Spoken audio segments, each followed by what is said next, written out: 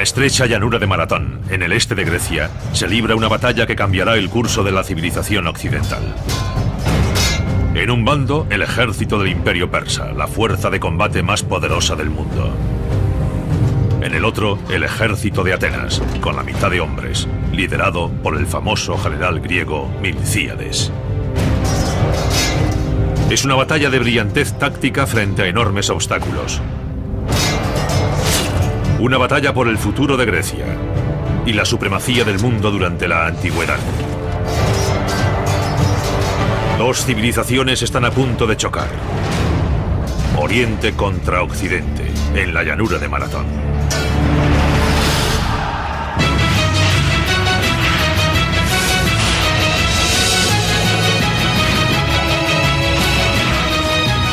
Batallas legendarias, Maratón y las Termópilas.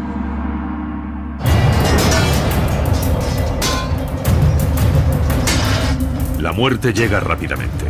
Durante 6 días, el ataque brutal de un invasor sin rostro tiñe el suelo de sangre.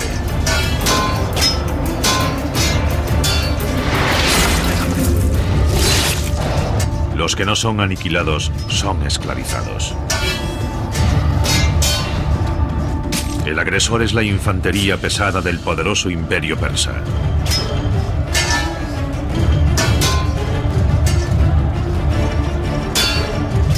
Les llaman los Inmortales.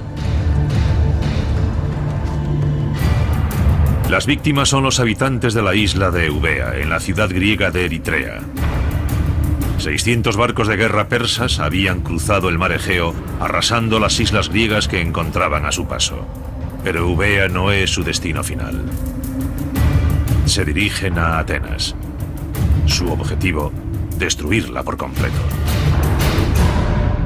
Recorrieron el Mediterráneo oriental saltando de isla en isla durante su campaña, algo muy parecido a lo que los Estados Unidos hicieron en Japón durante la Segunda Guerra Mundial. Fueron invadiendo islas pequeñas y convirtiéndolas en bases logísticas para lograr una posición desde la que poder atacar a Atenas. Nada detiene a la máquina de guerra persa. Desde Eritrea se dirigen a Atenas. Los persas pueden merendarse cualquier ciudad del tamaño de Atenas. Están tan seguros de su éxito que van cargando sus barcos con mármol para poder construir un monumento de la victoria cuando hayan reducido a Atenas a cenizas. El imperio persa es enorme. Sus fronteras se extienden desde el río Indo, en la India, hasta el río Nilo, en Egipto. Persia era el mayor imperio que la historia había conocido, no solo en términos geográficos, sino también demográficos, millones de personas. Y era una de las culturas más avanzadas en materias como arquitectura, escritura, diseño. Era un imperio multinacional. El imperio persa integraba más nacionalidades y religiones de las que hubiesen existido antes en cualquier otro imperio.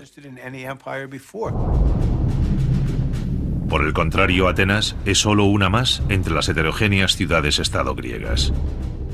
La Grecia actual, en aquella época, no era una nación, sino numerosas ciudades-estado. Desde Macedonia en el norte hasta Atenas, Corinto o Esparta. Todos esos estados cuyos nombres van apareciendo en la historia. Cada ciudad-estado era una sociedad independiente, tenía sus propias tierras, su propio ejército.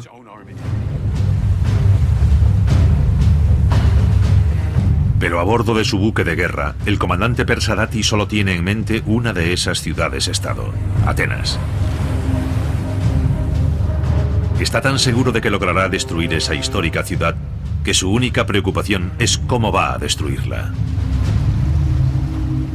Una posibilidad es atacar Atenas directamente desde el mar, pero es un poco complicado. Atenas está amurallada y un asalto anfibio desde el mar frente al enemigo es una opción arriesgada. Por tanto, decide no atacar Atenas de frente, sino buscar un lugar a unos 40 kilómetros de distancia de la ciudad, desembarcar allí y considerar un par de posibilidades. O el ejército griego responde y sale a su encuentro, o desembarca, reúne a su ejército y simplemente marcha hacia Atenas por tierra. Entre esas dos opciones, una campaña terrestre o un desembarco anfibio, optó por la campaña terrestre. Datis dirige su flota de 600 barcos hasta situarse a unos 42 kilómetros de Atenas, en Maratón. Sus barcos echan amarras en la bahía de Maratón y desembarcan en la playa de Chinias. A continuación, los persas acampan en la parte nordeste de la llanura junto al gran pantano. El ejército persa está a punto de caer sobre Atenas. Los atenienses saben que rendirse no es una opción, pero no se ponen de acuerdo sobre cómo deben prepararse. ¿Deberían hacerse fuertes tras los muros de la ciudad o salir al encuentro de los persas para luchar? Algunos atenienses creen que una batalla en campo abierto contra los persas es un suicidio. Pero un ateniense no está de acuerdo. Su nombre es Milcíades y tiene algo personal contra los persas. Milcíades es un personaje muy interesante, pertenece a una influyente familia ateniense, y cuando tiene unos 35 años se hace cargo de una colonia griega en Jonia, en la frontera del Imperio Persa.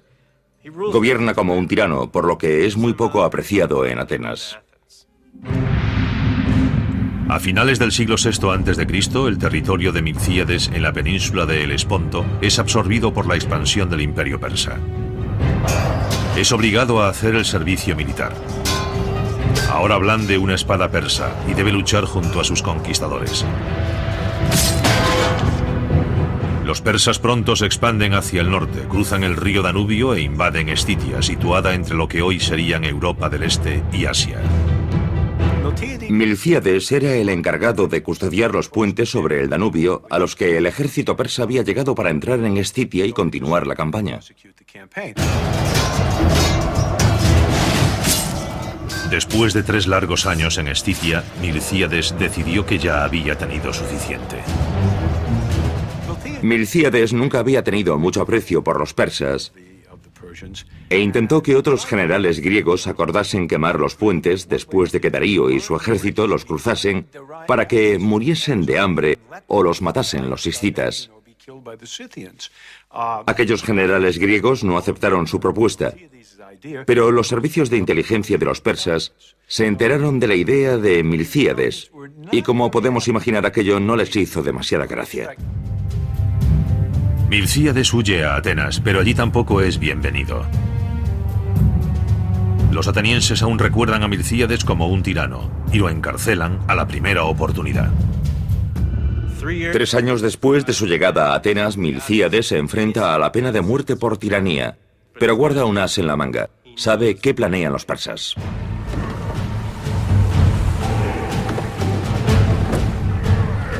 Y los persas se dirigen hacia Atenas para destruirla. Los atenienses no solo perdonan la vida a Milcíades, además lo nombran general. Pero Milcíades tiene que plantearse qué destino es peor, la ejecución o ser destrozado por los guerreros persas. Milcíades decide hacer frente a las armas de los persas y, en lugar de esconderse tras las murallas de Atenas, escoge enfrentarse a los persas en el campo de batalla. Pero la decisión final sobre si ha de combatir no depende de él.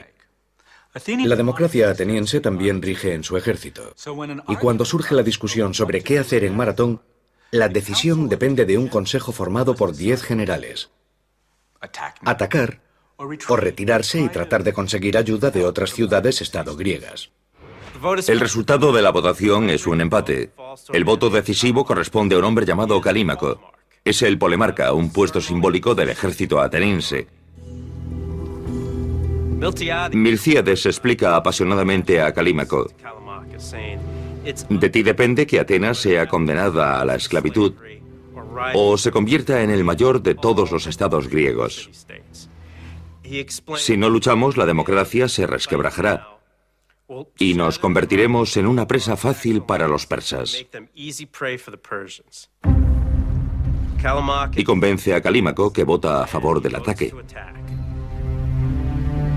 Milcíades consigue su guerra.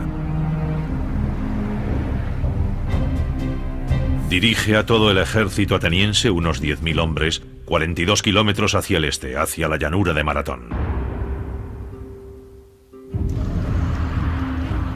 Milcíades parece tenerlo todo en contra. El ejército persa es colosal. 2 veces mayor que el ateniense. 20.000 soldados de infantería, 3.000 arqueros, 2.000 soldados de caballería. Milcíades analiza la situación y percibe de inmediato su inferioridad numérica. Y no solo son superados en números, sino también en armamento si consideramos los contingentes de arqueros y soldados de caballería. Incluso si logran frenar a la infantería persa, los atenienses no tienen forma de contrarrestar su caballería. Su inferioridad es enorme. La caballería es una de las claves del éxito militar de los persas. Fue uno de los primeros ejércitos que integraron plenamente los caballos y la infantería pesada para formar un doble ataque devastador.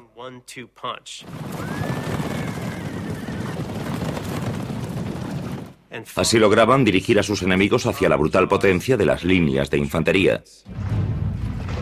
Milcíades es superado en número y armamento. Los atenienses nunca se han enfrentado a un ejército semejante.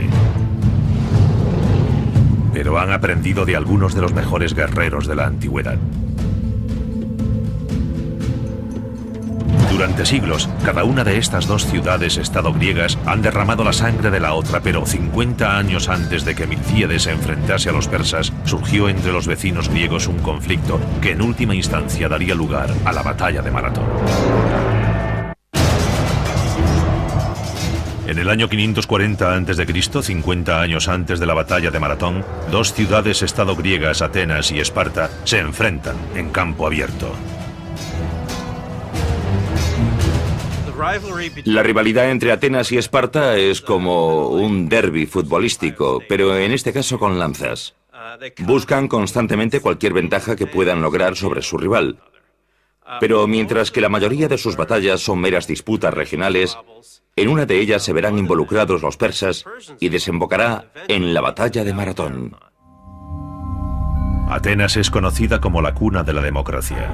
Su vecino del oeste, Esparta, es totalmente diferente.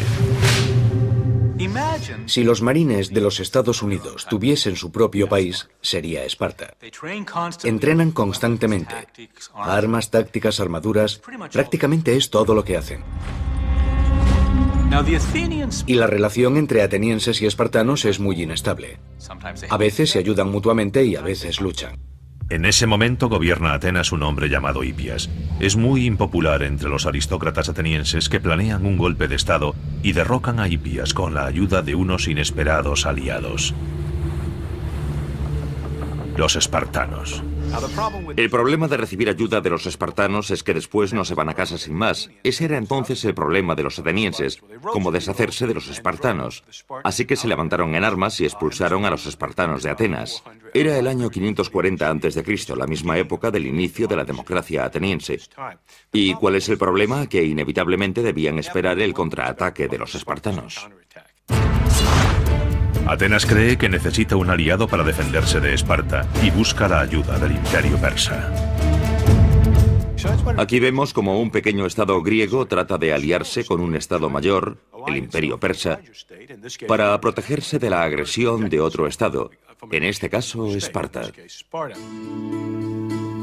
Atenas envía un emisario a la provincia persa de Jonia, en la actual Turquía. En la corte del gobernador persa, el emisario pide la ayuda de Persia contra Esparta. El gobernador persa acepta, pero pone una condición: los atenienses deben hacer una ofrenda sagrada de tierra y agua. Pero los atenienses no entienden qué significa realmente una ofrenda de tierra y agua. Ellos piensan que están firmando un tratado como todos los que han hecho en el pasado con otras ciudades-estado griegas. Pero para los persas, aceptar tierra y agua significa que poseen Atenas. Se ha convertido en su colonia. Sin comprender realmente lo que están haciendo, los emisarios se someten al dominio persa. Todos los atenienses pagarán muy caro este error. Los griegos habían inventado la lógica, las matemáticas, la filosofía. Para ellos aquello no era más que un pequeño y estúpido ritual que en realidad no significaba nada. El problema era entonces el mismo que ahora. Cuando dos culturas diferentes llegan a un acuerdo, a veces ese acuerdo significa cosas diferentes para cada una, porque el contexto cultural en que se produce es diferente. Los atenienses se aseguran la protección de Persia, pero Esparta los ataca tan rápido que Atenas no tiene tiempo de avisar a su nuevo aliado. Los atenienses luchan con más furia que nunca para conservar su nueva democracia. Impiden la invasión espartana por su cuenta. Esto es importante porque los atenienses habían pedido ayuda a los persas, pero no la han necesitado. Han derrotado a Esparta ellos solos. Ahora los atenienses creen que su acuerdo con los persas carece de valor y cometen el grave error de decírselo a los persas. Esto enfurece al emperador persa Darío I. Para Persia aquello significa poco más que una revuelta. Y Darío decide someter a Atenas. Los persas envían emisarios a Atenas y exigen el pago de los impuestos habituales. Los atenienses los arrojan a un pozo donde los dejan morir. Atenas ha escupido a la cara al imperio más poderoso del mundo. A lo largo de la historia, muchas alianzas han tenido consecuencias inesperadas, pero pocas tienen la magnitud del tratado entre Atenas y Persia. Si los atenienses no hubiesen pedido ayuda a los persas contra los espartanos, el mundo podría ser hoy un lugar totalmente diferente. Aquello desencadenó un conflicto entre Oriente y Occidente que durará siglos. Y la primera gran batalla es la de Maratón, donde más de 20.000 soldados persas de infantería, caballería y arqueros se están preparando para reducir Atenas a cenizas. El general ateniense Milcíades y sus 10.000 soldados de la infantería griega están claramente en inferioridad de condiciones, pero Milcíades tiene una ventaja. ¿Cómo compensar su inferioridad numérica con respecto a las tropas persas? La respuesta está, como casi siempre en la historia, el terreno. El terreno y el terreno. Ubicación, ubicación, ubicación. Los historiadores siguen debatiendo la ruta exacta que los persas debieron de seguir para ir de Maratón hasta Atenas. Algunos creen que bordearon la costa, una ruta que cruza el pantano de Brexiza. Cruzar el pantano era factible, pero entonces el ejército persa habría tenido un problema: marchar como una columna para intentar llegar al camino con el ejército ateniense en su flanco, algo que en sí era una mala idea. La otra forma de llegar a Atenas es cruzar las montañas desde el valle de Brana. Si el ejército persa pretende invadir Atenas, ha de pasar por la entrada de ese valle, que no es demasiado ancha. Por tanto, Milcíades decide bloquear el valle y despliega sus tropas en la entrada del valle de Brana para impedir que los persas continúen avanzando. Milcíades ha situado su infantería en el valle como un corcho en una botella. La falange ateniense se compone de líneas de guerreros entrelazados fuertemente organizados. Pueden avanzar y retroceder con facilidad, pero no moverse lateralmente. La falange es una formación increíblemente eficaz para conservar el terreno y avanzar. Cada fila de hombres firmemente unidos utiliza los escudos superpuestos de la fila contigua para formar un muro blindado. Milcíades ancla sus flancos en las laderas de la colina y después tala árboles para situarlos también en los flancos. ¿Por qué lo hace? Sabe perfectamente que los puntos débiles de la falange griega son sus flancos. Siempre que ha sido derrotada, lo ha sido por ataques por los flancos de otra falange, o principalmente por la caballería enemiga. En el valle, los flancos de la falange están bien protegidos. Para no depender únicamente del desnivel y las rocas, apila maleza, árboles y troncos para impedir cualquier ataque de la caballería enemiga. Gracias a esta logística, a la situación de sus tropas, ha eliminado a la caballería de la batalla. Es una maniobra brillante. Datis, el comandante persa, no se preocupa y prepara su infantería. Durante 3 días los persas forman listos para la batalla, pero los griegos optan por no enfrentarse a ellos y permanecer en su zona de protección. Cada día sin luchar es una victoria. Su función es bloquear el camino para proteger Atenas. Por tanto, si los persas deciden quedarse allí durante varias semanas, a Milcíades le parecerá bien. Pero los persas no piensan igual. Los persas, frustrados, por fin se lanzan al ataque. Los atenienses adoptan su posición de combate. Pero los persas no envían de inmediato su infantería. Antes lanzan una sobrecogedora lluvia de flechas.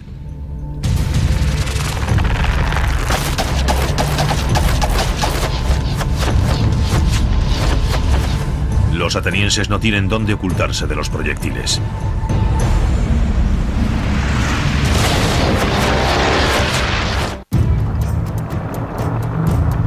Año 490 a.C. Los griegos de Atenas se enfrentan a los poderosos persas en las llanuras de Maratón. Los persas atacan primero con una devastadora lluvia de flechas.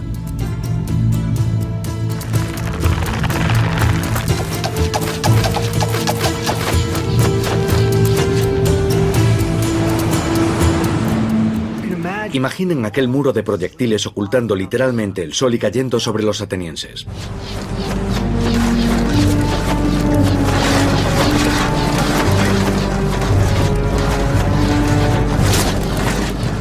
Pero los atenienses se sacuden las flechas de encima como si fuesen mosquitos.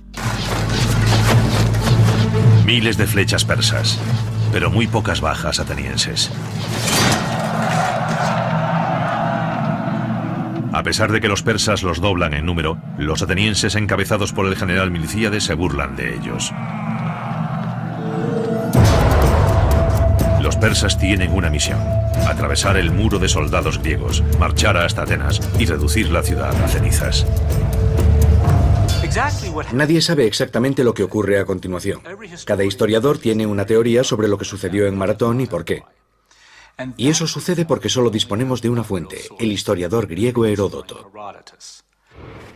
El problema es que Heródoto no escribe objetivamente. Parece que escribe el primer blog de la historia. Combina hechos, mitos, anécdotas y rumores en una gran historia, pero nadie en su sano juicio cree que todo es verdad. Entonces, ¿quién atacó primero en Maratón y por qué? Desde la perspectiva ateniense no hay necesidad de atacar a nadie. Pero Datis, el comandante persa, está ansioso por entrar en combate. Tras el fallido ataque con proyectiles, solo hay una cosa que pueda hacer. Solo puede ordenar un asalto frontal.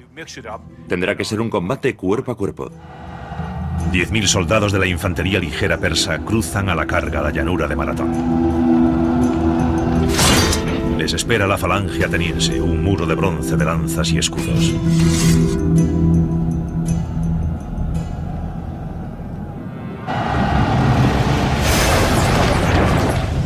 Medio millón de kilos de carne y huesos colisionan. El oplón ayuda a los atenienses a crear ese muro. El escudo griego llamado oplón es más que una tapa de cubo de basura mitificada. Es una innovación bélica revolucionaria. El oplón es un gran escudo circular de madera en forma de cuenco y recubierto de bronce. Puede resistir las flechas y los golpes de las espadas sin astillarse. Pero lo que lo hace realmente notable es la empuñadura, denominada argive. El soldado pasa su brazo por una abrazadera de cuero fijada en el centro del escudo y agarra un asa situada cerca del borde. Esto es importante porque le otorga mucho más control y mucha más fuerza con el escudo que la vieja correa fijada en el centro que no permitía aplicar mucha fuerza. Los atenienses logran detener la intensa carga de los persas. Ahora pasan al ataque. El arma principal de los atenienses es el dori o doru, una pesada lanza de madera de fresno. Mide más de 2 metros y tiene una afilada punta de hierro. El dori puede atravesar escudos y armaduras. No es una lanza para arrojar, sino para asestar al enemigo un golpe espantoso. En el siglo VI a.C., la mayoría de los guerreros atenienses visten una ligera armadura laminar hecha de tiras de lino y cuero entrelazadas. Sin embargo, algunos portan corazas pesadas y rígidas. Son placas de bronce esculpidas para simular un torso musculoso. Los cascos de bronce con sus característicos penachos de crin protegen sus cabezas. Y las espinilleras la parte inferior de sus piernas. Con su uniforme de combate completo, los hoplitas van blindados de pies a cabeza. El problema de los persas en Maratón es que se enfrentan a una falange ateniense que no se dispersa durante la andanada de flechas. Además, la infantería ligera persa carece del apoyo habitual de la caballería, así que todo se reduce a espadas curvas y escudos de mimbre contra el muro de bronce de los atenienses. Datis, el comandante persa, ordena sucesivos ataques de la infantería ligera. Pero lo único que consigue es terminar clavados en el sólido muro de las lanzas atenienses. Los persas son implacables. La derrota no es una opción. Está en juego su prestigio imperial. ¿Qué demonios pudo haber hecho aquella insignificante y remota nación para insultar de tal modo al mayor imperio de la tierra? Para los persas, Maratón es mucho más que un simple tratado incumplido. También es un castigo por el apoyo ateniense a una revolución contra Persia producida en la cercana Jonia 10 años antes.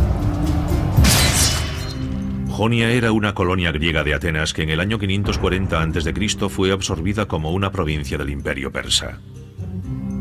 40 años más tarde, en el año 500 a.C., un tirano local incitó un levantamiento.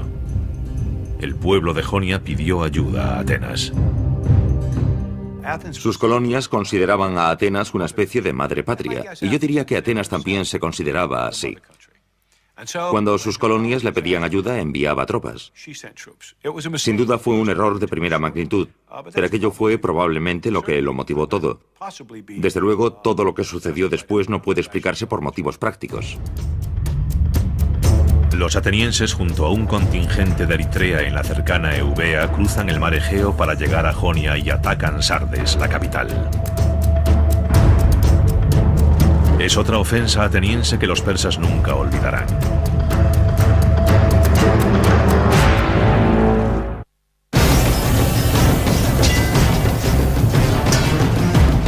Año 500 a.C. 10 años antes de la batalla de Maratón, ha estallado una revuelta en Jonia. Varios contingentes griegos, incluido el de los atenienses, atacan Sardis, la capital jónica controlada por los persas, y la reducen a cenizas. La situación de Persia se complica, pues al mismo tiempo están combatiendo en la India, Egipto y Estitia. Los rebeldes jónicos asestan un duro golpe, pero su victoria no durará mucho. Los persas aumentaron el número de tropas y comenzaron a sofocar la revuelta jónica. Los atenienses, sabiendo que la discreción es la mejor parte del valor, regresaron a casa. Los eubeos hicieron lo mismo y la revuelta jónica, aunque aún perduró con distinta intensidad durante los siguientes 5 años, terminó por extinguirse y Persia recuperó la costa jónica. Pero el rey persa Darío está furioso y jura vengarse. Darío pide a su dios que le permita vengarse de Atenas. Incluso ordena que un sirviente se acerque a él 3 veces cada noche durante la cena y le susurre al oído: Señor, recuerde a los atenienses. Tiene problemas con Egipto y está en guerra con la India y Escitia, pero siempre tiene en mente vengarse de Atenas. El rey Darío intenta vengarse de los atenienses en el año 490 a.C., en Maratón.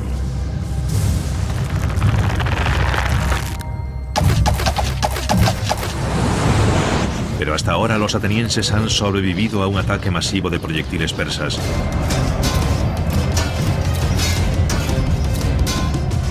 Y ahora se mantienen firmes contra la infantería ligera persa.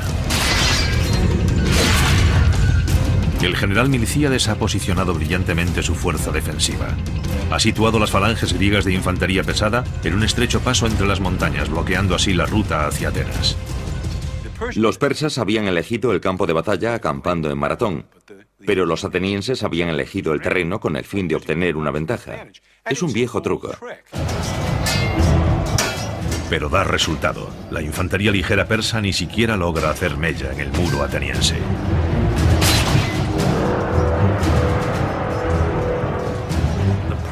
La infantería ligera persa se retira, pero ahora Milcíades debe enfrentarse a las tropas de élite de la infantería pesada persa, los denominados inmortales.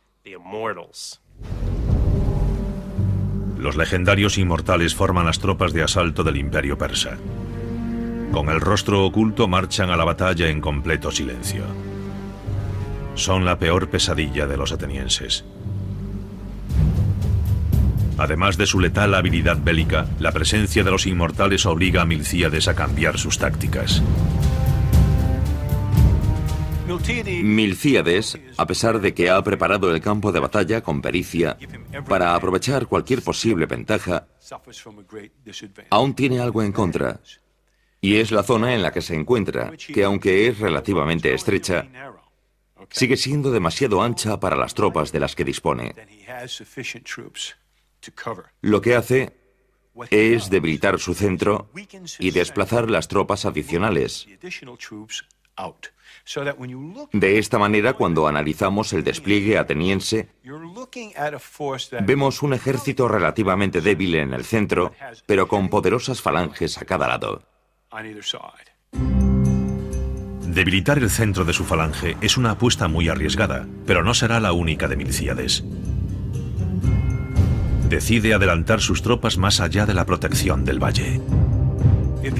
Sabe que si se queda donde está cuando el centro sea atacado, cederá. Si eso ocurre, donde está no dispondrá de suficiente espacio para que las poderosas falanges de los extremos maniobren hacia el interior. No hay suficiente espacio, su situación en el terreno no se lo permite, así que tiene un problema táctico muy delicado. Milcíades debe hacer avanzar a sus tropas lo suficiente para que las falanges dispongan de espacio para maniobrar. Pero ¿cuánto puede alejarse Milcíades del valle?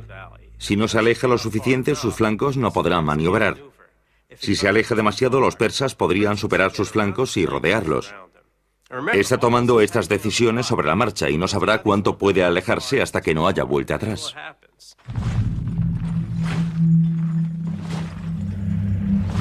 Los inmortales se acercan. Milcíades tiene que decidirse. Ordena a sus tropas que cambien de posición. Heródoto nos dice que en Maratón los hoplitas griegos corren hacia la batalla por primera vez. ¿Por qué nunca lo habían hecho? Por el agotamiento. Los griegos llevan una armadura pesada y lanzas largas, y si corren consumen una gran cantidad de energía. Además, correr plantea otro problema con las propias falanges. Su fuerza radica en su cohesión. Si se debilita conforme avanzan, inmediatamente se vuelve vulnerable. En mi opinión, Heródoto describe un cambio de posición a la carrera, no un movimiento de combate a la carrera. Al recibir la orden, todos avanzarían unos 200 metros intentando en lo posible no perder la posición. Se detendrían y volverían a formar muy rápidamente. Así, en el momento de entrar en combate con los persas, las unidades estarían de nuevo en formación, con las filas listas para recibir la carga.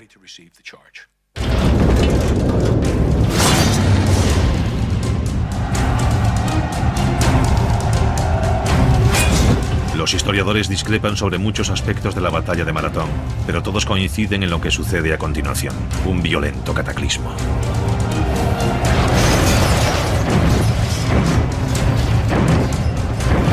Ambos ejércitos chocan en una espantosa vorágine de bronce y sangre.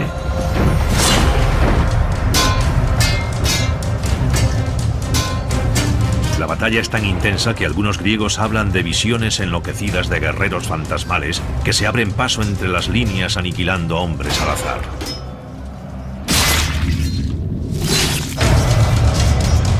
Pero la realidad es igual de aterradora. Los persas avanzan en tropel y los atenienses se ven obligados a retroceder. El centro está debilitado, no puede resistir el ataque persa y está a punto de ceder. Hacen que se repliegue hacia el valle. La presa hoplita está a punto de ceder y Atenas parece estar condenada. El centro de Milcíades está al borde del colapso, pero en los flancos sucede algo bien distinto. La táctica habitual de la infantería persa es situar sus unidades más fuertes en el centro y las más débiles en los flancos. Lo hacen porque los flancos suelen recibir el apoyo de la caballería. Milcíades lo sabía y desvía sus propias tropas hacia los flancos. La caballería persa es inútil en ese terreno y los atenienses pueden abrir brecha en los debilitados flancos de los persas.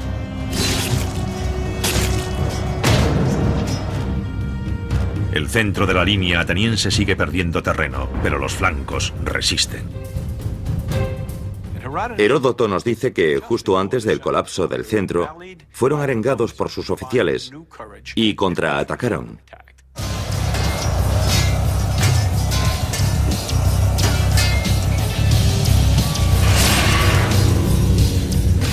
Contraatacan lo suficiente para detener el avance enemigo por el centro. En ese momento, las poderosas falanges de los extremos se desplazan hacia el centro, atrapando a sus enemigos en una V. Y literalmente los aniquilan. En un audaz golpe de brillantez táctica, Milcíades ha dado un giro completo a la batalla contra los persas.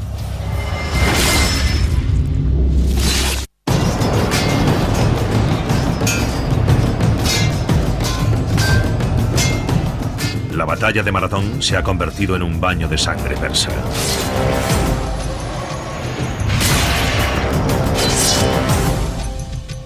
Mientras mantiene sus flancos inmóviles, el general ateniense Milcíades ha hecho retroceder el centro de sus tropas, conduciendo a la infantería persa a una trampa mortal.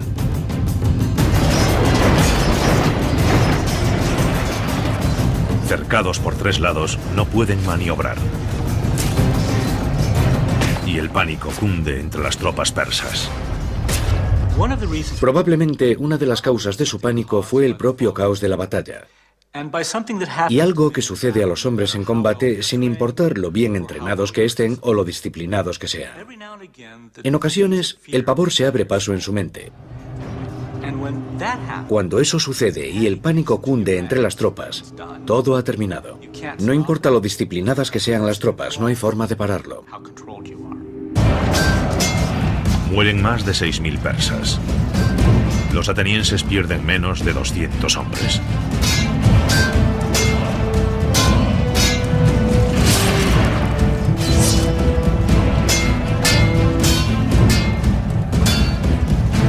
Uno de los caídos es Calímaco, el hombre cuyo voto deshizo el empate y llevó a los atenienses a la batalla.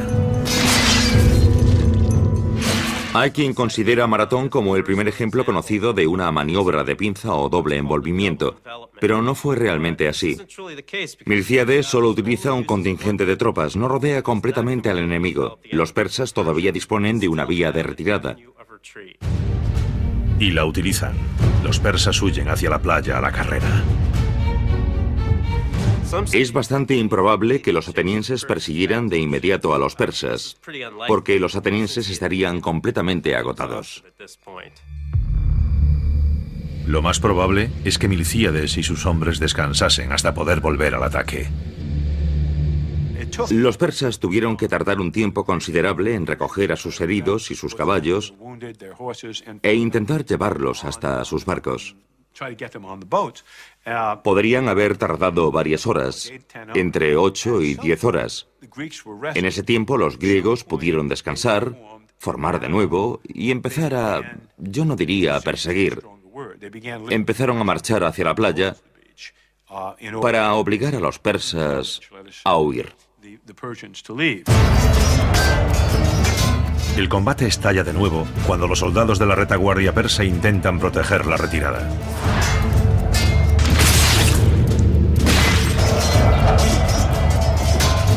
Los atenienses los aniquilan y capturan 7 de los barcos que intentan huir.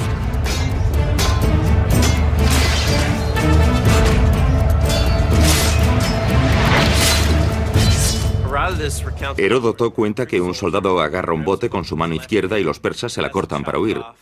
Sin inmutarse, agarra el bote con su mano derecha. También se la cortan. Entonces el soldado griego muerde el bote y trata de mantenerlo en la playa con sus dientes.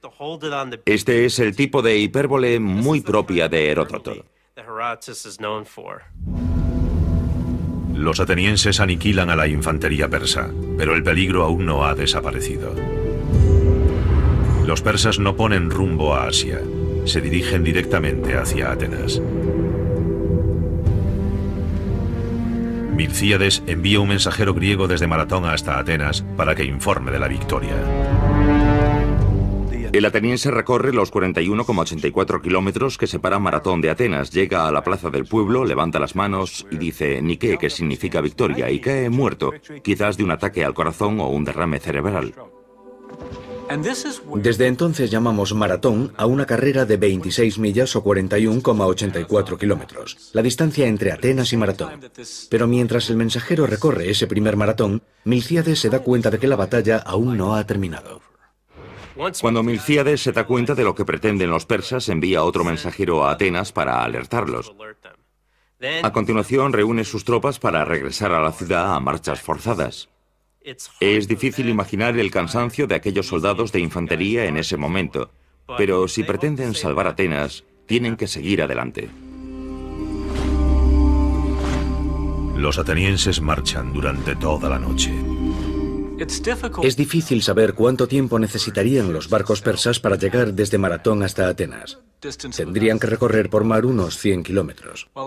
Un barco de la época podía hacerlo en unas 10 horas. Aunque todo dependía de las corrientes, las condiciones meteorológicas, el peso que transportaba el barco.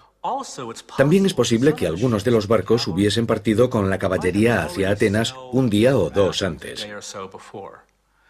Por lo tanto, Milcíades no está seguro de si ha ganado la batalla habiendo perdido la guerra. A la mañana siguiente, el comandante persa Datis entra en el puerto de Atenas con sus 600 barcos. En las murallas de la ciudad ve a Milcíades con todo el ejército ateniense. Datis analiza la situación. Comprende las dificultades que entraña un desembarco anfibio.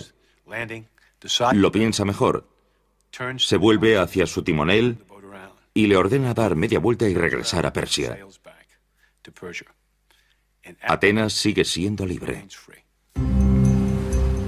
Cuando los barcos persas se alejan, la infantería ateniense puede por fin celebrar su asombrosa victoria en Maratón. Para conmemorar la victoria, los atenienses construyen uno de los edificios más famosos de la historia de la humanidad, el Partenón, un enorme templo en honor de la diosa Atenea.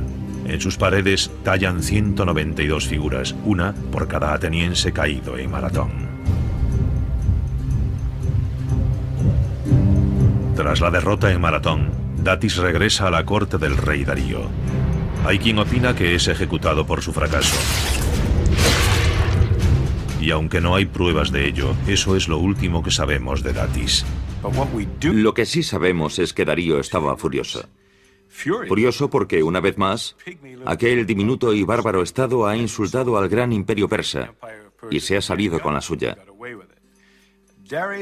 Darío jura que si vive lo suficiente se vengará de los atenienses, pero evidentemente no vivirá lo suficiente. La venganza por la derrota de los persas en Maratón recae en el hijo de Darío, Jerjes. 40 años después de Maratón viajará personalmente a Grecia para cumplir los deseos de su padre. La transmisión de este deseo de venganza contra Atenas desembocará 40 años después en una de las batallas legendarias de la historia bélica de Occidente. La heroica defensa de los 300 en el paso de las Termópilas. En las Termópilas, el gran comandante espartano Leónidas utilizará contra los persas las mismas tácticas que Milcíades había aplicado casi medio siglo antes en Maratón. Maratón es uno de esos momentos que definen la historia de Occidente. De hecho, define lo que es ser occidental y griego, o persa y oriental. No es el final de la historia. De hecho, es solo el comienzo de la misma. La batalla de Maratón dice al mundo de la antigüedad que Persia no es invencible y se convertirá en el grito de batalla de futuras rebeliones por todo el imperio. Grecia y Persia seguirán enfrentándose ocasionalmente durante los siguientes 100 años. Esa lucha hará que Grecia pase del anonimato a ocupar un lugar preponderante en la antigüedad. Y todo comienza con la sangre derramada en la llanura de Maratón.